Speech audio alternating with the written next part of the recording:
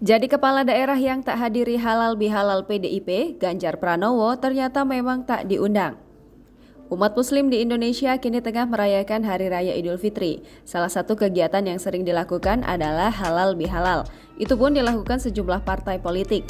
Gubernur Jawa Tengah Ganjar Pranowo tak hadir dalam acara halal bihalal seluruh kepala daerah kader PDIP se-Jawa Tengah di Semarang pada Sabtu 7 Mei 2022. Padahal kegiatan tersebut digelar oleh Dewan Pimpinan Daerah PDI Perjuangan Jawa Tengah. Padahal Ganjar adalah kader PDIP yang diusung partai yang dipimpin Megawati untuk bertarung di Pilgub dan menang. Namun saat acara halal bihalal tersebut, Ganjar pun tak hadir padahal ia sebagai pemimpin tertinggi di daerahnya. Berbagai pertanyaan pun muncul soal absennya Ganjar tersebut.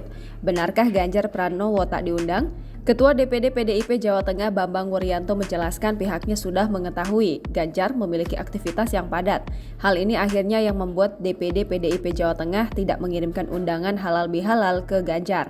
Menurut Bambang, DPD PDIP Jawa Tengah sudah paham banyak hal yang ditangani oleh Ganjar Pranowo sebagai gubernur dan membuat pihaknya tidak ingin mengganggu kinerja Ganjar sebagai orang nomor 1 di Jawa Tengah.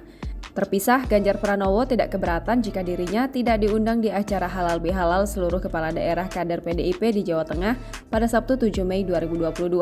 Ganjar mengaku saat acara tersebut dirinya juga sedang berada di Makassar untuk menghadiri undangan resepsi pernikahan. Meski tidak hadir, Ganjar sudah mendapat informasi apa saja yang dibahas di acara tersebut. Jangan lupa subscribe, share, komen, dan like ya!